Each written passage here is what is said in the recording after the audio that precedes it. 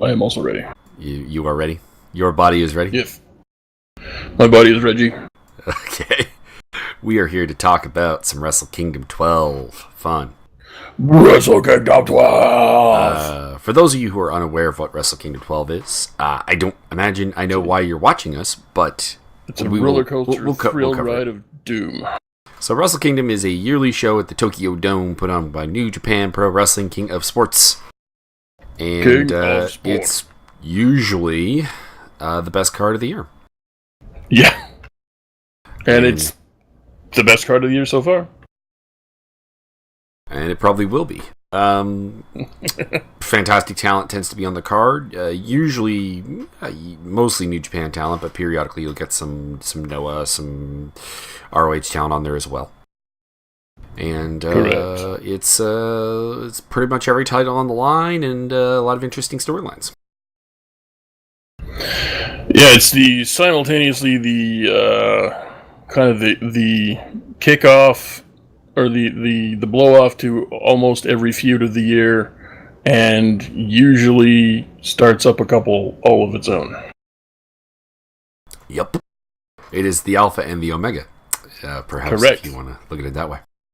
I would indeed enjoy looking at it that way. So we open up with the New Japan Rumble.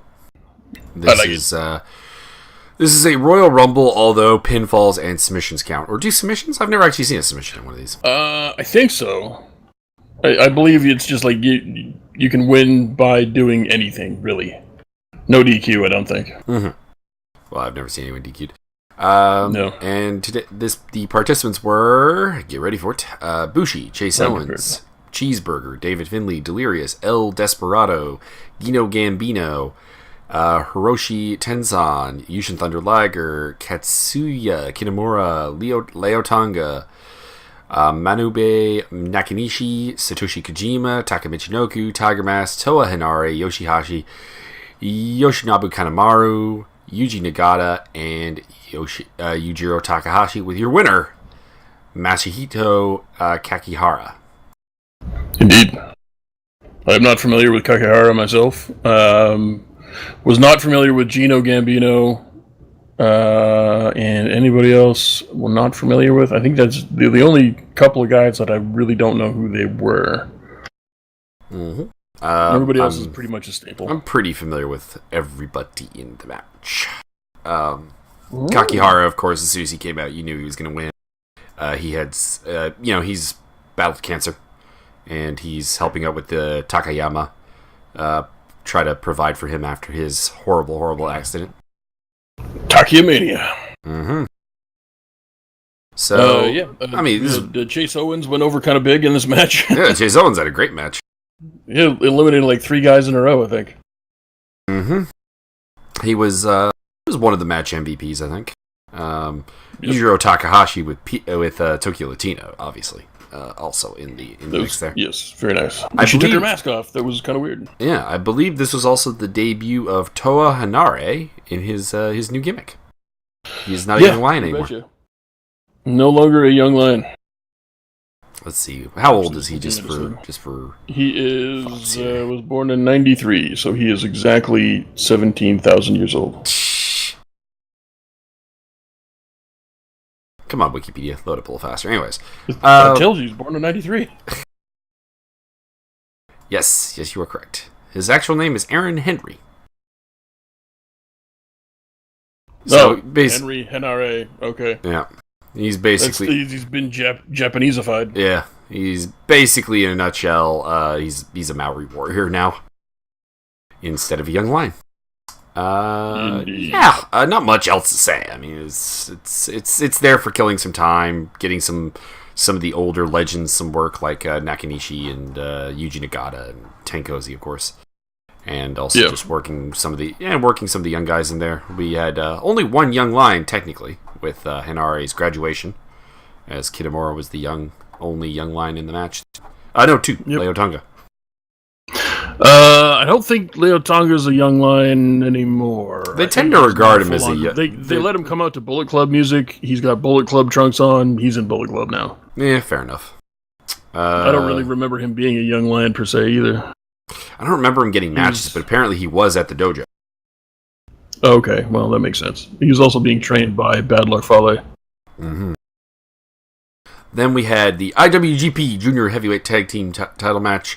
The team of Roppongi 3K Sho and Yo with Rocky Romero defending against the Young Bucks. Matt and Nick Jackson. Man, this was good. This was fucking incredible. This was there was a great bit of selling with Matt Jackson taking a big shot in the back at some point and then selling back injury the entire time. Nick Jackson really went to town. And was it? I can't tell which one's silver. Which one's the silver one? Gold is a Sho. Silver is Yo. So Yo and Nick Jackson really went to crazy town in this match, with Sho and Matt Jackson really selling things excellently. And at one point they went out there and they attacked Rocky Romero with I'm going to call it a sauntering power bomb. Yeah.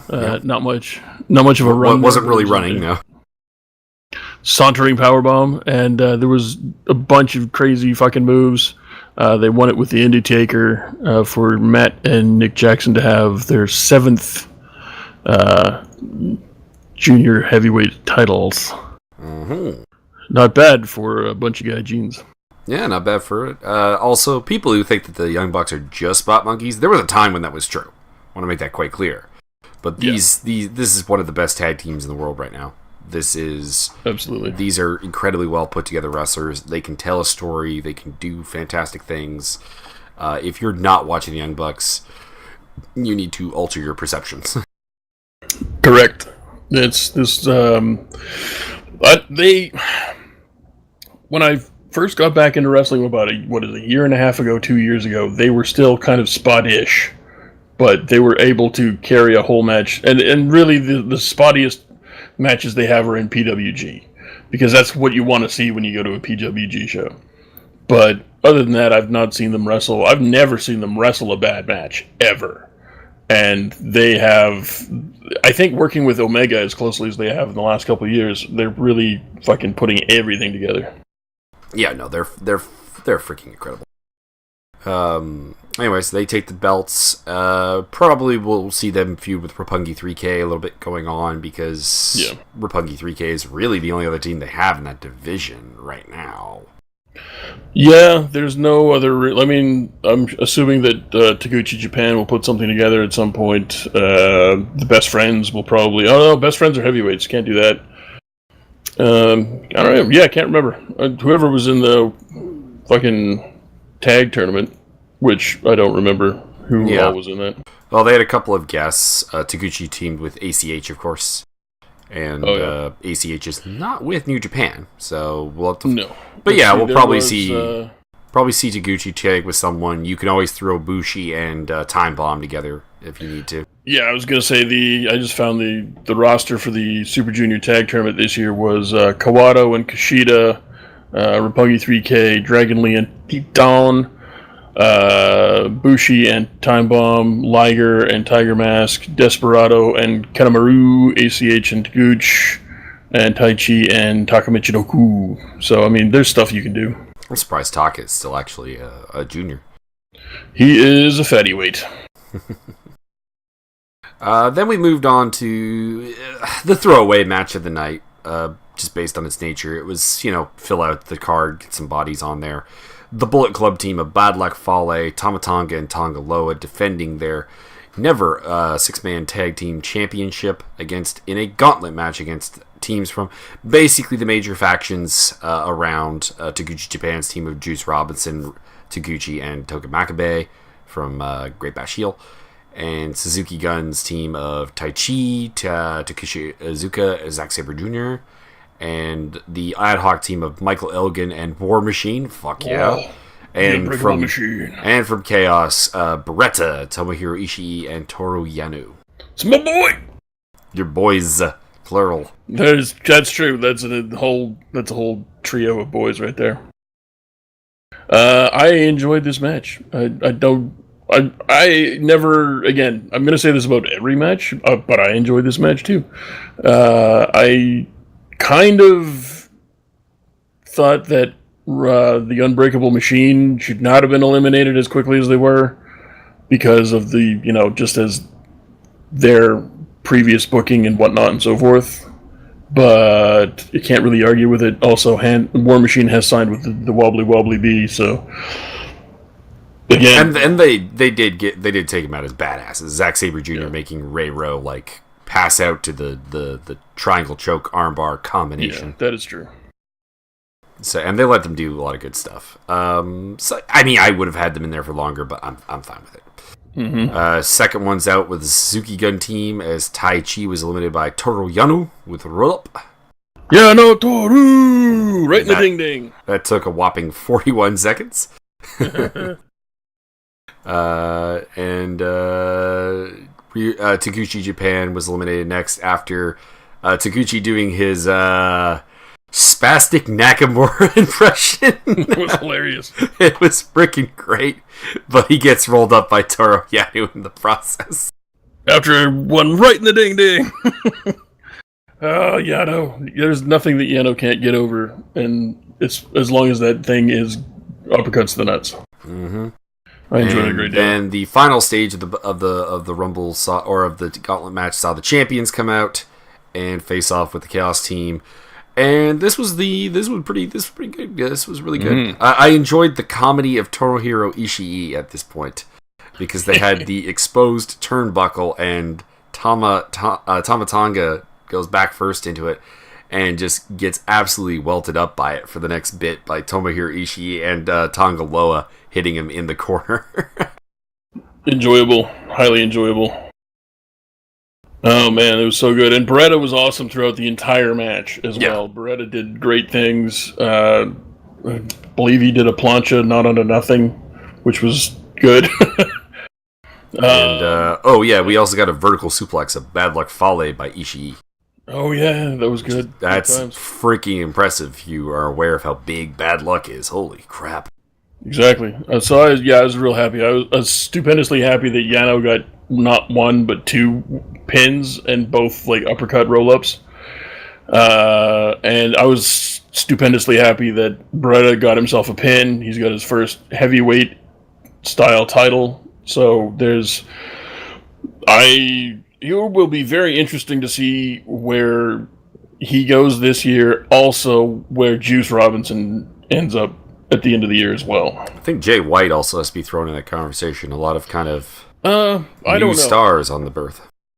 I don't know because, and I'm not trying to hate on Jay White, but they seem to do this where they'll give somebody a good thing, like the match we'll get to later with Jay White. So he had a good showing there, but then they'll kind of cool him a bit, and then it's like a wave. So you get a nice initial kind of cresting of a wave, and then you got to go and build the next wave.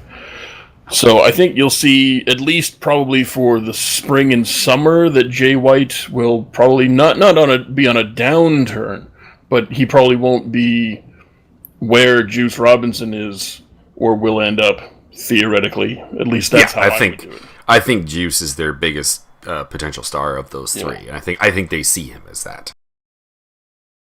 Yeah, and I think Beretta is also going to be not too far behind Juice. Mm-hmm. Then we had Kota Ibushi versus Cody Rhodes with Brandy Rhodes. And this was really, really good. Fantastic match. This was probably, I would say this might be the best one of Cody Rhodes' matches in New Japan. Yes, I would not disagree with that at all. He is incredibly good at the character that he's developing, this psychotic madman in a nutshell.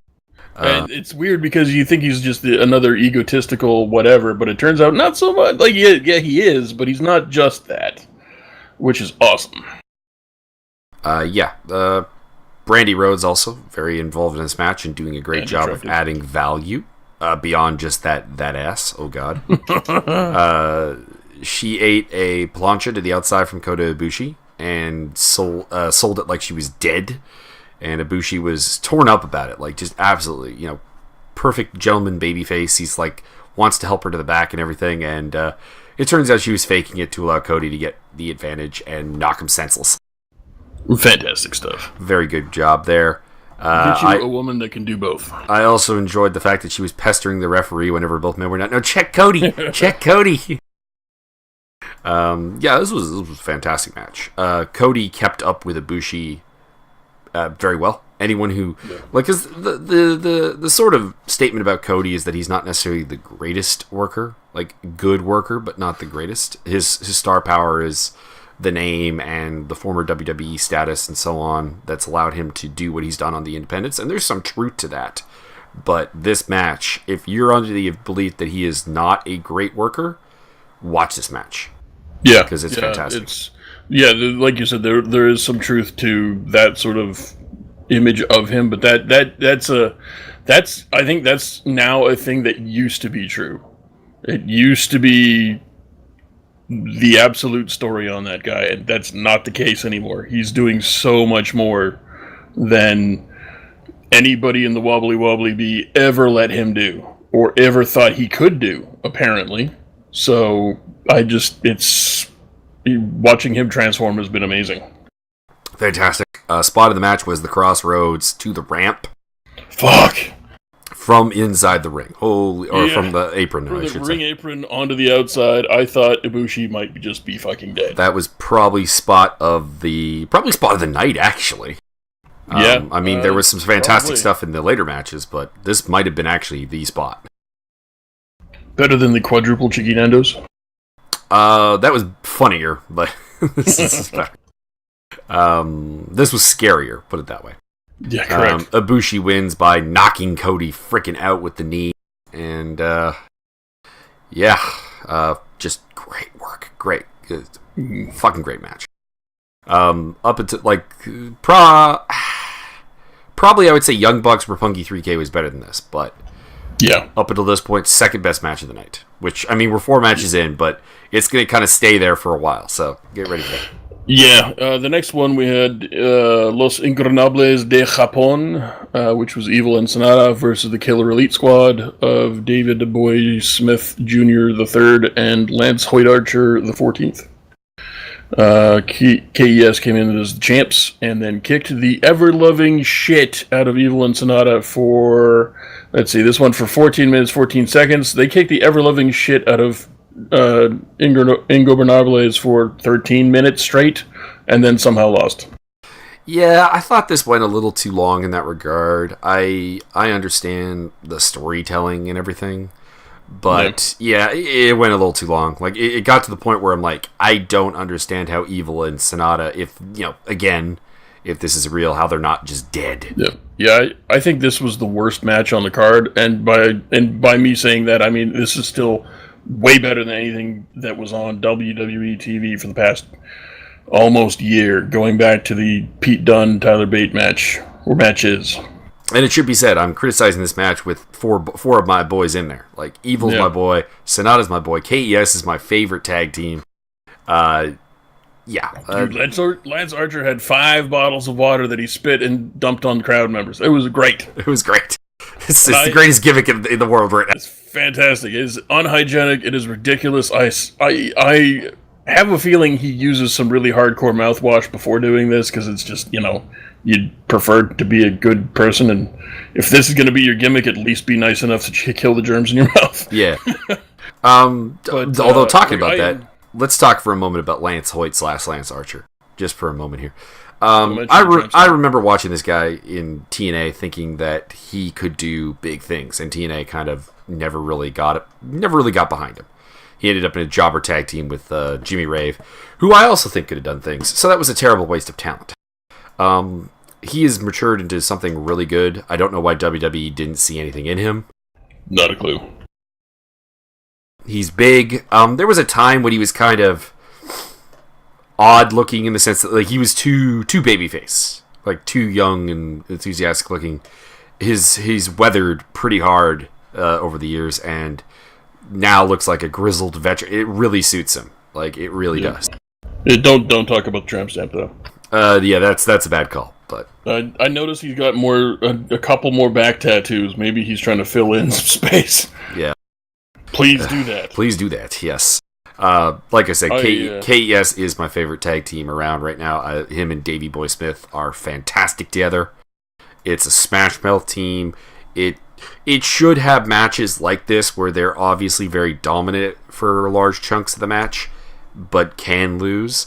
But the beatdown here was a little too long. Yeah, like the middle half of the match probably should have been them dominant, with Evil and Sonata getting their shit in early and then making a comeback. I don't doubt that they should have, maybe even 2/3 of the match up to themselves, but this was just a brutal shit kicking from bell to bell. This was 90% at least of them kicking the shit out of them. And I enjoyed watching them do it. It was a great time to be alive. I enjoyed Davey Boy Smith choking Sonata and then tapping the mat. He tapped out. We're done. We're done. Oh, there's so much. They're so good at being heels. You can't hate them. And I enjoyed them a great deal. And I enjoyed, like I said, I enjoyed watching all of this go down, but it just wasn't booked correctly. That's all there is to it. Also, Sonata kicked out of 2 killer bombs, which is probably a bit too much. Yeah, they're probably going to...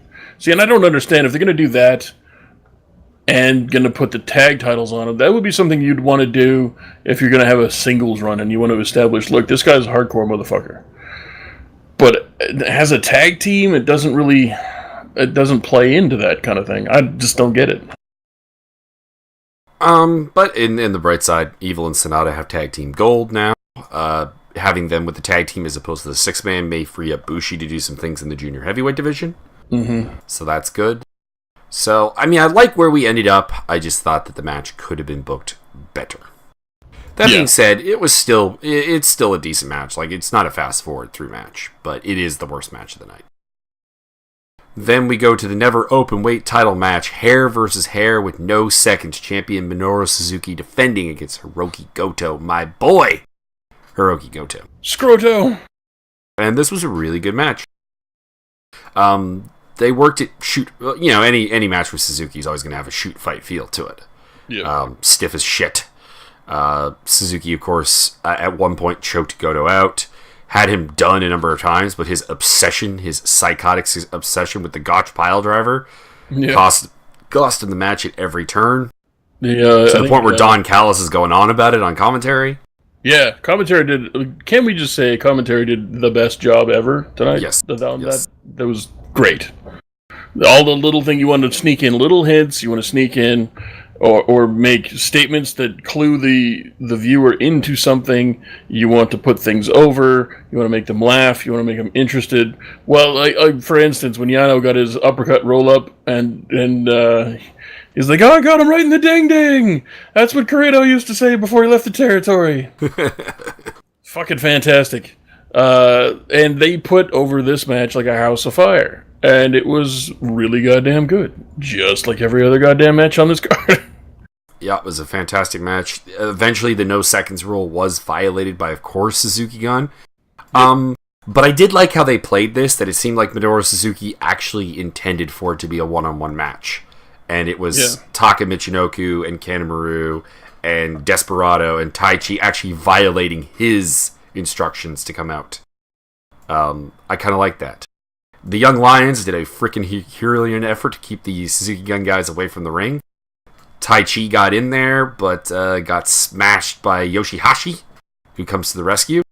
I would have liked more of Chaos to come out there. This is my long-standing beef, that face faction should be smarter, in a nutshell. Well, see, the thing that I like is that they do have all of these people around ringside. So they got the Young Lions who do... Like, the Young Lions got over great just by being there and doing this. That was fantastic.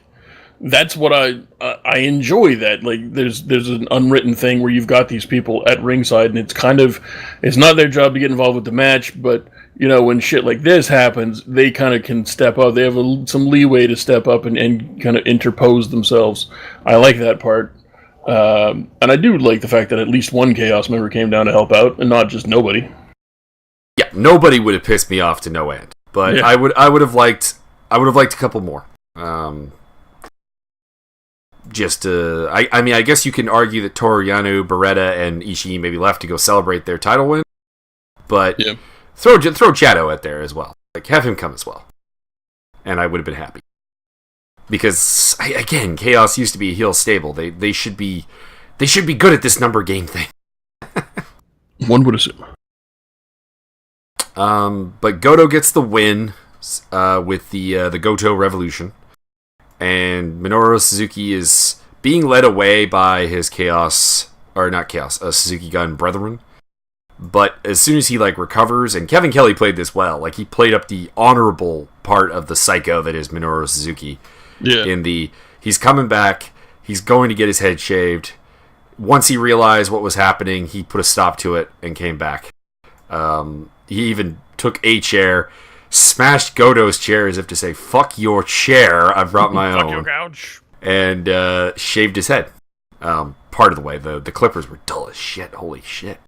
Yeah, I don't know what state of your clippers. What the fuck? Well, he tried to do the front of his head, which is already pretty short, but I don't think that I think the clippers were just not capable of cutting it shorter than his hair already was. Mm-hmm. So then immediately went to his weird rear view mohawk and made himself look ridiculous by splitting it in half and just kind of gouging out a big ass chunk, and then slammed it on the chair and then, "Fuck you."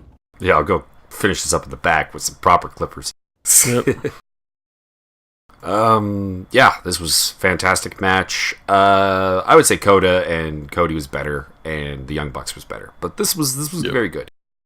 Then we had the 4-way, Marty Scurll defending his IWGP Junior Heavyweight title against Will Ospreay, Hiromu Takahashi, and Kushida. Will Ospreay coming up with the new duds, kind of almost kind of an archer's jacket actually on. And spiky bits everywhere. This was fun as shit. This was great. I don't think you can ruin a match between these four. Can we just talk about Marty Scurll's wings? Sure. Marty Scurll got the Rey Mysterio elevator treatment. He came up from underneath the stage and then, I don't know, pulled a cord, hit a button, did something, and just big ass black wings fly out to the side. And I think it was Callis had said something about there's a feather on there for every finger he's broken on his opponents or something like that.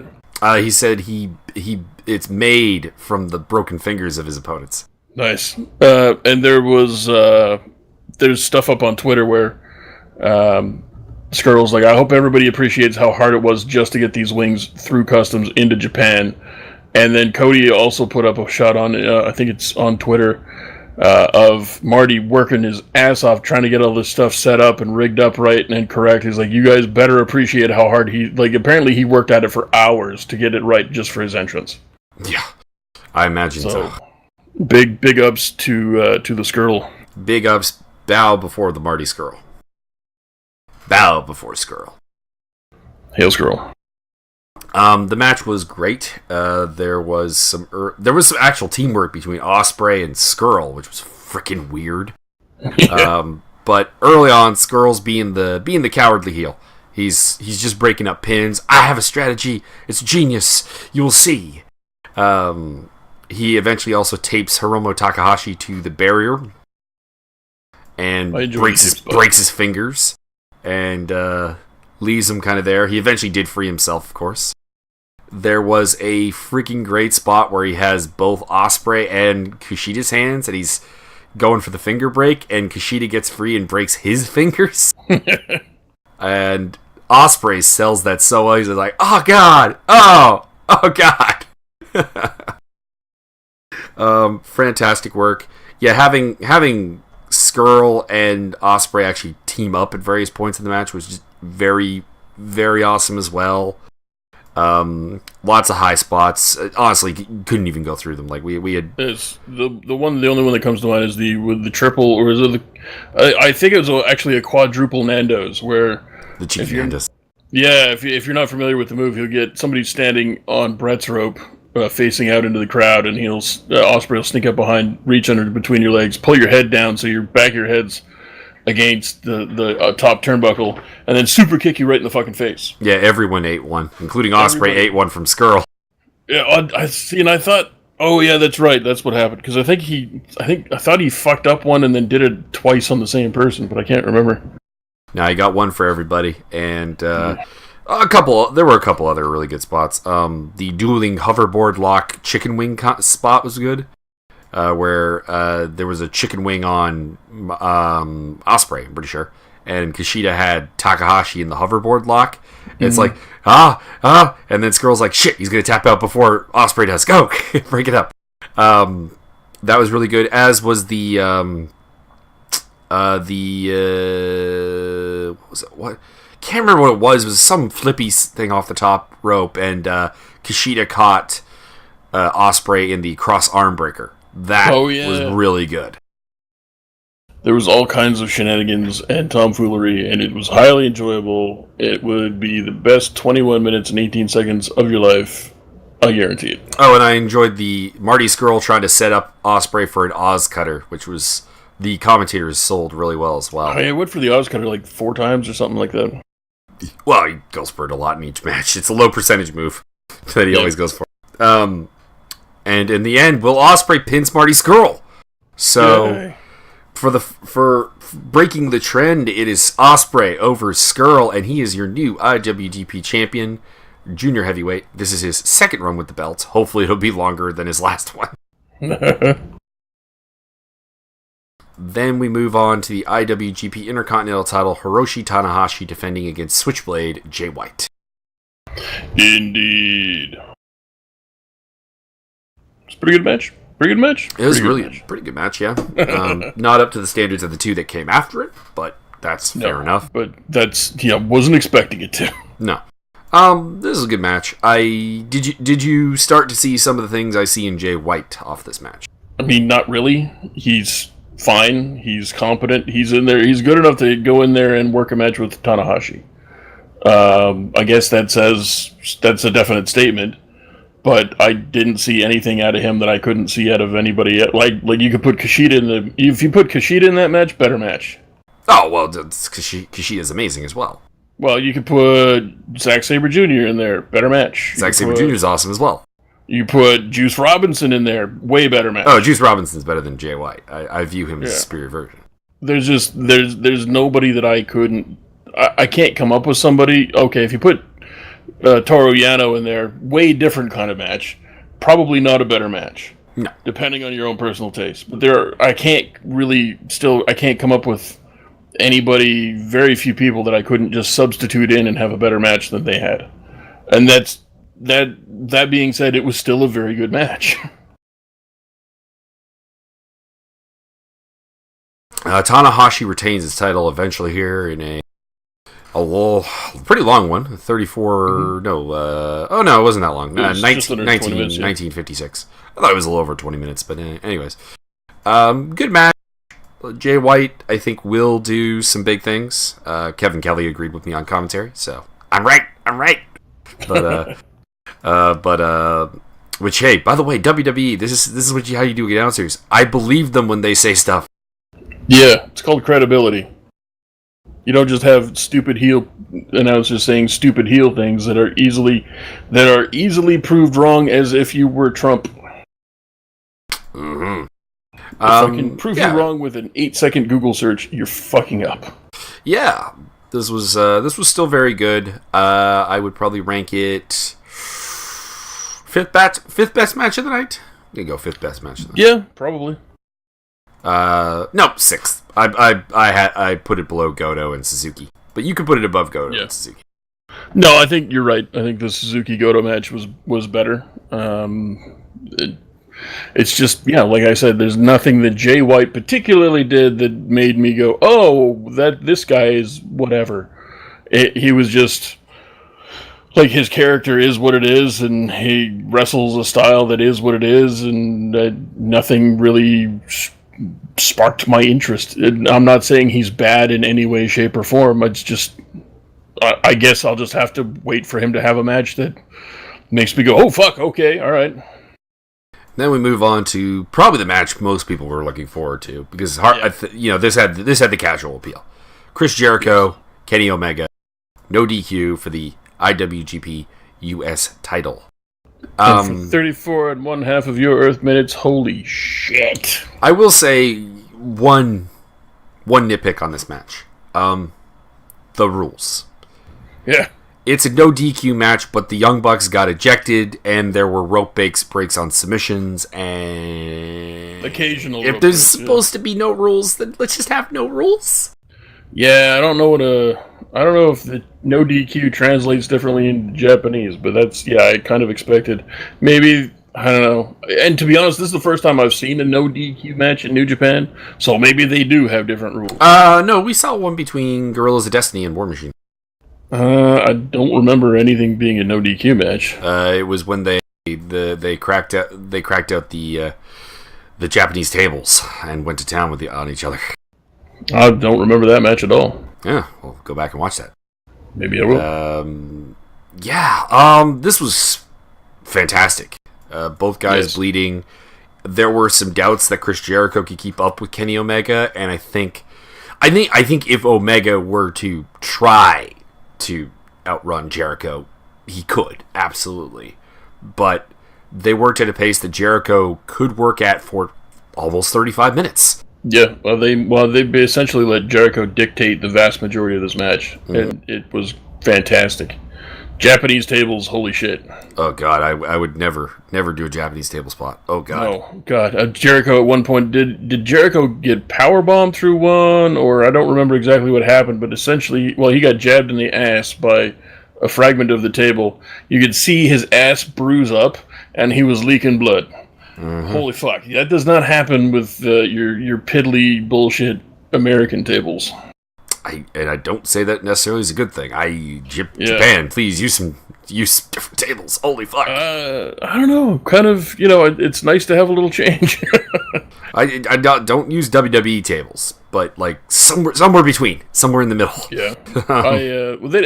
They don't bring out tables very often. So yeah.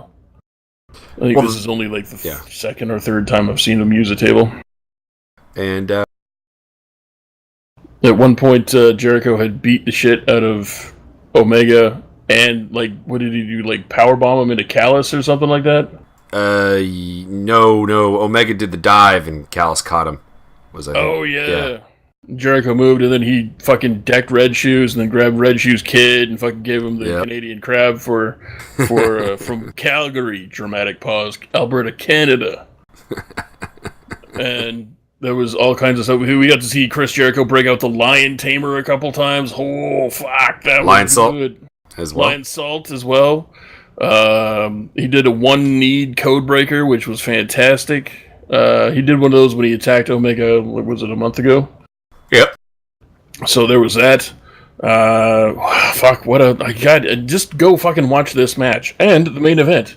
I know it's up there. I think it was, Cool Nerd put up, a link to the match on Facebook, on, Friday morning or something like that. And I had to avoid watching it because we didn't watch it until, Friday evening. So, yeah, thanks, Dix, for trying to spoil everything for me. Fucking children. In the end, Omega wins with the one-winged angel. They had Jericho eat a one-winged angel without getting finished, which was nice. Yeah. The rope break. It was all of the things that were good. I enjoyed it. It was, I can't think of, you can not enjoy some of the DQable, no DQ spots, but it's sort of, to me, I'm going to tell you, this was like an ECW match, where the rules are very, very, very relaxed, but there are still a couple rules. So, I enjoyed this. Is like a grown-ups ECW match. That's what this was, and I fucking loved it. Mm-hmm. No, I'd agree with that 100%. I enjoyed the camera spot where Jericho took the camera. That kid has like a $10,000 camera now. Holy shit! Yeah, holy shit! He snatched the camera from some kid around ringside. It was like a big DSLR with all the trimmings, and I kind of went, "Oh, don't smash the camera, Chris! Don't smash the camera!" And he grabbed it and he took some close-ups of him flipping off Omega, and then he just flipped off the crowd while rapid firing more pictures of himself flipping people off, and then handed the camera back to the kid at ringside. I was like, "Oh god, that was great." Yep. He flipped a lot of people off. It was great. So, I mean, the one, I suppose, downside of this match is you knew Omega was going to win. You can't really put that belt on Jericho. Yeah, you can't. Well, there's the thing is, there was always a very small possibility that maybe Jericho would want to work more dates for them. And he might, actually. I'm not gonna spoil a match for you or anything for New Year's Dash, but Chris Jericho makes another appearance. And we move on to the main event of the evening. IWGP heavyweight title match between Kazuchika Okada and Tetsuya Naito, finally getting the main event in Wrestle Kingdom. Oh yeah! This was, again, fantastic for very different reasons. All of the psychology, things were initially a little tranquilo, and then picked up from there. And there was counters to counters to counters. There was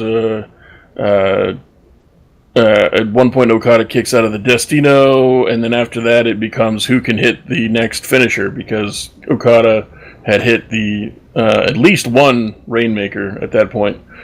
And then it became, there was a counter from a Rainmaker into a Destino that was shrugged off, and then there was a Destino shrugged off again, and then he countered with a Rainmaker, and then all of the things that were good, and I enjoyed it. And the drop kicks from Okada were still the best in the world, so everybody else can suck it. Yep. Although Minoru Suzuki's drop kick on Goto earlier in the night was pretty fucking awesome. That was savage. Yeah. Great drop kicks, great couple suplexes in there, couple of tombstone pile drivers from Okada. It's an Okada match. Like every match he has cannot miss. You just must see TV. You must see it. Best wrestler in the world. Correct. It's him or Omega. There's no other person it could be. I think I give the nod to him. I perfectly would accept people who believe Omega is, but there are times when Omega gets a little too silly. Yeah, just a little bit. And Okada can do silly while still seeming very, very serious at the same time. And that would give basically their two respective matches in the G1 against Toru Yano is a perfect example of what I'm talking about. That is correct. They are fan. I love it when Okada does the clean break and fakes like he's gonna hit the guy and then slaps his chest. Is like, yeah, it's okay, little buddy. Yeah, this was fantastic. Oh, we didn't even talk about Cody Rhodes' bit with mentioning Kenny Omega in their match. Remind me about that. He went up behind Kota Ibushi, said, "Kenny can't love you like I can." Oh yeah, right. I forgot about that. That was fantastic. Yeah, in the end, Okada wins.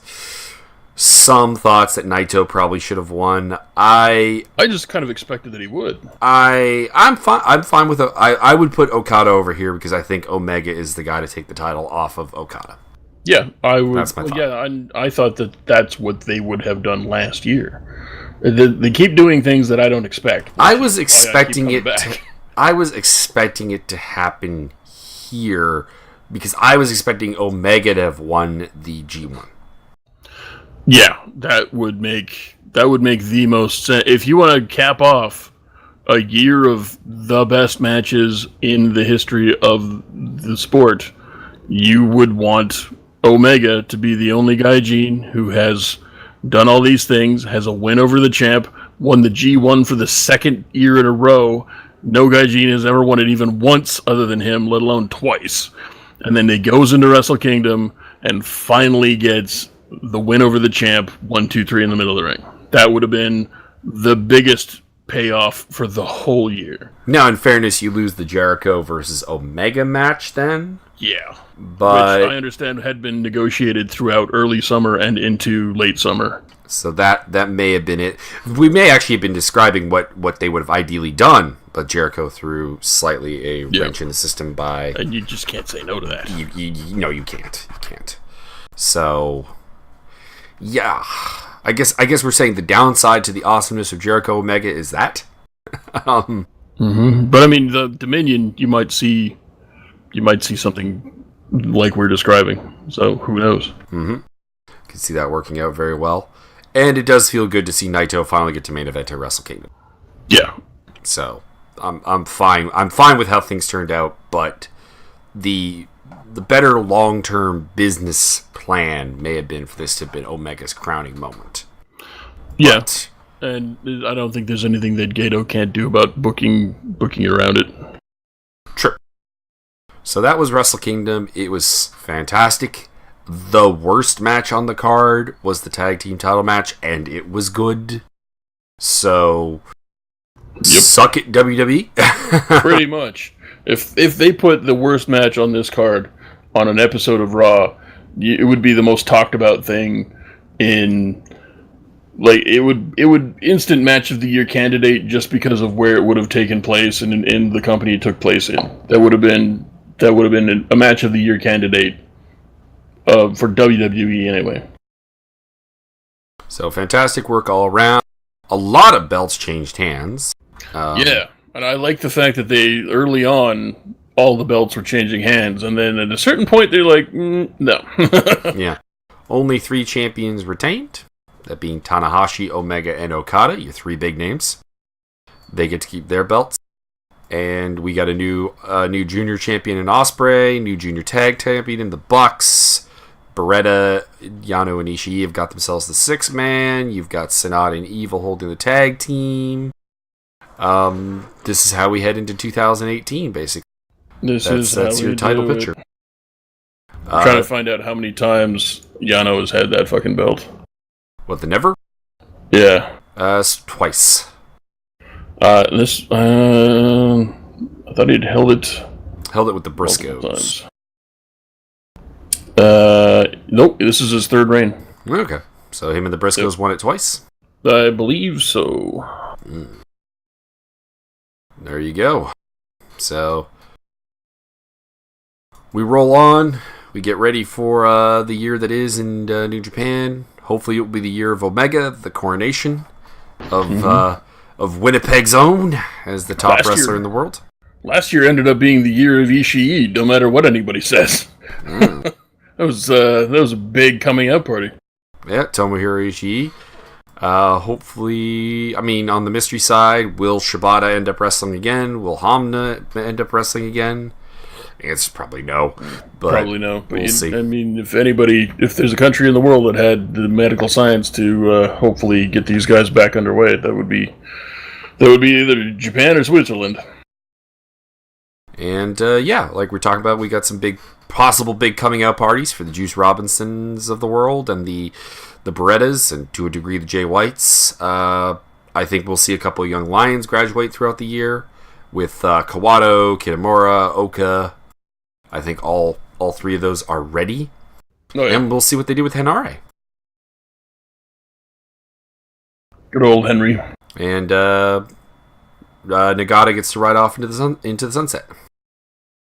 I think there's a bunch of guys that should probably ride off. Yeah, I think Tenkozi's pretty much done, and Liger should probably pretty much waiting on Liger. Yeah, maybe Tiger Mask even. Maybe. But big things. Also, it'll be interesting to see if we see any of the guys who debuted at the World Tag League, if they end up becoming permanent fixtures or semi-permanent fixtures. Looking at Chucky Taylor, Dan Cobb, or Jeff Cobb, pardon me, and Corn Cobb, your boy Corn.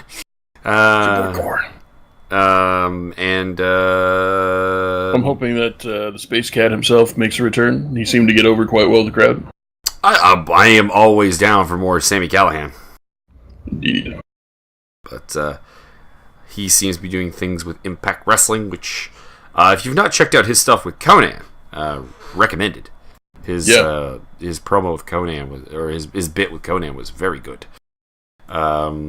Yeah, that's it for this show. And if you're not watching New Japan Pro Wrestling, perhaps it should be your New Year's resolution to watch more NJPW. Did you say New Year's Revolution? Resolution. Never do that again. I mean, Revolution would also be good. Burn down the Titan Towers. Yeah. Release the talent. Well, it was a Wobbly Wobbly Bee pay-per-view one time. Wasn't it the one they did in Britain? Yes, it was. There you go. Now go away. Now go away, get off Byron's lawn, and I'm going to go snort some stuff to try to clear up my sinuses. Cocaine. That may or may not be cocaine. I do cocaine.